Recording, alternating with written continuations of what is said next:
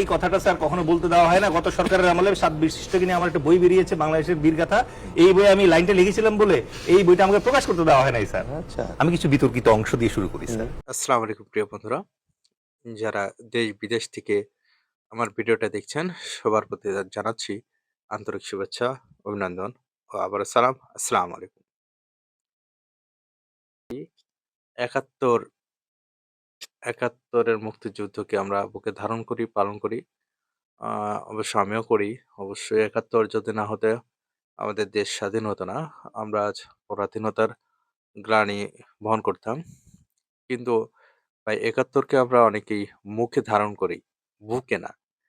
মুখে ধারণ করি এবং ইতিহাসকে বিভিন্নভাবে বিকৃত করে আমরা আমাদের ক্ষমতাকে আহ, কুক্ষিগত করার জন্য, আমরা আমাদের অর্থ সম্পদ লুটপাট করার জন্য আমরা বিভিন্ন ধরনের বিভিন্নভাবে ইতিহাসকে বিকৃত করেছি। তো চলেন আমরা পুরো ভিডিওটা দেখি। ভাই কি বলেন, আসলে আমরা মুক্তিযুদ্ধের ইতিহাস সম্পর্কে কতটুকু জানি এবং আসলেই বই পুস্তকে কতটুকু আহ কতটা নিরপেক্ষভাবে বাংলাদেশের 71-এর মুক্তিযুদ্ধকে তুলে ধরা হয়েছে, তা কিছুটা হলেও আমরা এই ভিডিওটির মাধ্যমে জানতে পারবো।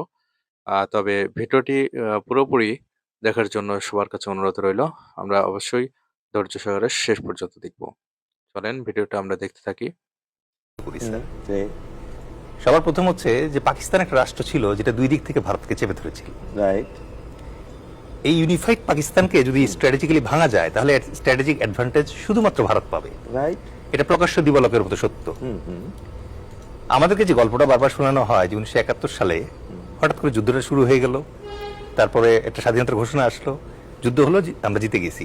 এত সরল তো না স্যার ব্যাপারটা। তো অবশ্যই না। নির্বাচনে সংখ্যাগরিষ্ঠতা পাওয়ার পরেও পাকিস্তানের প্রধানমন্ত্রী হওয়ার সুযোগ নিচ্ছেন না কেন মুজিবুর রহমান? এই প্রশ্নের জবাব কার কাছে আছে? ইন্দিরা মুজিবের যে আতাত শুরু থেকে, এই পৃষ্ঠাগুলো ইতিহাসের পাতা থেকে কে সরায় ফেলছে?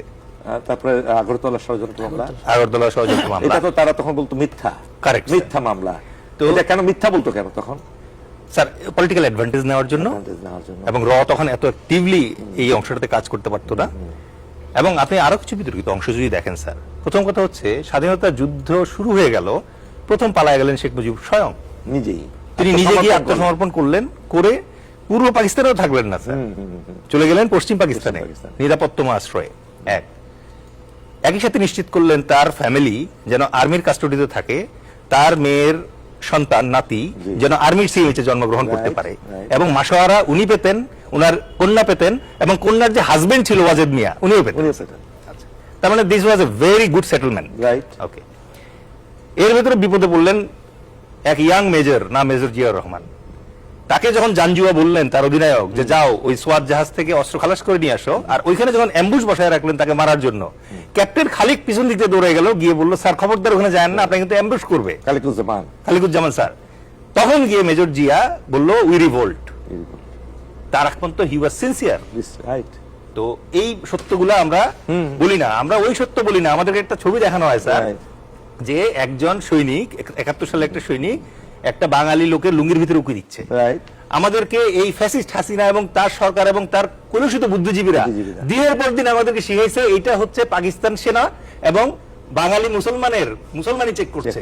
অথচ এই ছবিটি একজন ভারতীয় সাংবাদিকের তোলা, এবং ভারতীয় সাংবাদিকের বইয়েই আছে যে এইটা ইন্ডিয়ান সৈনিক, সে একজন রাজাকারের লুঙ্গির ভিতরে চেক করে দেখতেছে যে কোনো গ্রেনেড আছে কিনা। এই এভিডেন্সটা স্যার আমাদের কাছ থেকে লুকায় রাখা হয়েছে। আমাদের কাছ থেকে লুকায় রাখা হয়েছে কি স্যার? আমাদের যে 7 জন বীর শ্রেষ্ঠ আছে তার ভিতরে একজন আমাদের ভাই বীর শ্রেষ্ঠ engine room artificial Ruhul Amin, সে মারা গেছে কিন্তু ইন্ডিয়ান এয়ারফোর্সের বিমানের গুলিতে। রাইট।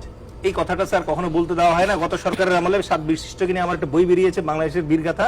এই বই আমি লাইনটা লিখেছিলাম বলে এই বইটা আমাকে প্রকাশ করতে দেওয়া হয় নাই স্যার। আচ্ছা, ক্লিয়ারেন্স পাই না, এমআই ক্লিয়ারেন্স। অবশেষে স্যার ওই লাইনটা বাদ দিয়ে আমাকে ছাপাইতে হয়েছে।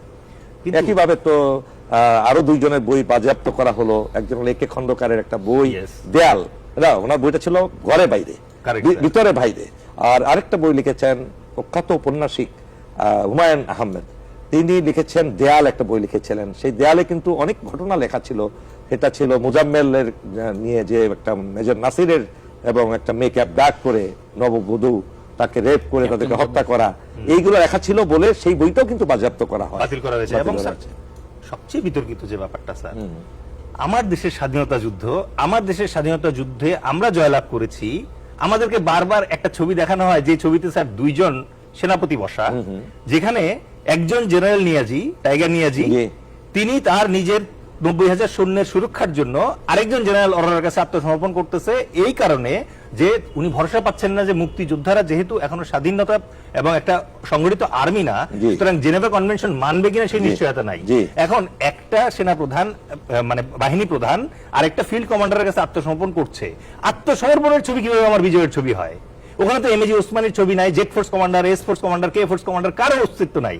তারা কি আমাদের বিজয়ের পরে একবার বসে একটা ছবি তোলেন নাই? মেজর দেল, এখানে আরেকটু আপনার দৃষ্টি আকর্ষণ করছে, শুধু এটাই না, সেখানে একে খন্দকার এরকম উঁকি মেরে উনি দাঁড়িয়েছিলেন, সেই ছবিটা মাইনাস করে দিয়ে তারপরে তার ছবিটাও সেখান থেকে রিপোর্ট করে দিয়ে তারপরে তাদের যে পশ্চিম বাংলায় ফোর্ট উইলিয়ামে যে ছবিটা লাগানো হয়েছে তার ছবিটা সেখান থেকে আউট করে দিয়েছে। এবং আমাদের যে ইনস্ট্রুমেন্ট অফ সারেন্ডার, সেখানে আমাদের প্রতিনিধি সাইন কোথায়?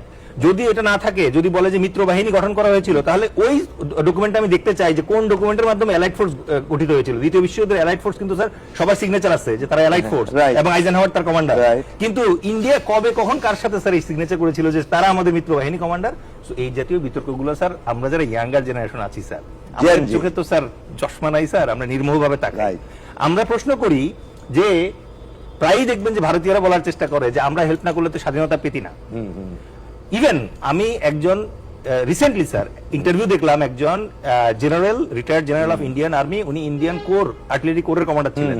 উনি বলছেন we gave them victory, come on, আপনি আমাদেরকে ভিক্টরি দিয়েছেন মানে 1971 সালে 16 ডিসেম্বরের মাত্র 12 দিনের জন্য আপনারা আসছিলেন আমাদের সাথে। Correct sir. আমরা ইয়াঙ্গার জেনারেশনটা কিভাবে আনসার দিই স্যার জানেন? ওদেরকে আমরা আনসার দিই যে আপনারা আমাদেরকে 12 দিনের জন্য আমাদের মুক্তিযুদ্ধে এসে সহায়তা করেছেন, তার বিনিময়ে 1972 সালের মার্চ মাস পর্যন্ত আপনারা লুণ্ঠন করছেন কুমিল্লা ক্যান্টনমেন্ট, আপনারা লুণ্ঠন করছেন যশোর ক্যান্টনমেন্ট, আপনারা খুলনা লুণ্ঠন করছেন, এবং এই লুণ্ঠন ঠেকানোর জন্য একজন মুক্তিযোদ্ধা এবং sector commander Jalil sir, major Jalil, উনি দাঁড়াইছিলেন, তাকে আপনারা ইতিহাসের প্রথম গুম করছেন, তাকে অ্যাবডাক্ট করে ফেলছেন, এবং তাকে কিন্তু পদকও দেওয়া হয় নাই স্যার। আজ পর্যন্ত কোন সরকার তাকে কিন্তু সেক্টর কমান্ডার হিসেবে। আমরা আবার আপনার কাছে আসছি দেখার জন্য। আপনাদেরকে সবাইকে জানাচ্ছি আন্তরিক শুভেচ্ছা, অভিনন্দন, ধন্যবাদ। এবং ভিডিওটি থেকে আপনি কি বুঝলেন তা অবশ্যই আপনাদের মতামতটা আমার কমেন্ট বক্সে জানাবেন। এই প্রত্যাশা রেখে শেষ করছি। আসসালামু আলাইকুম।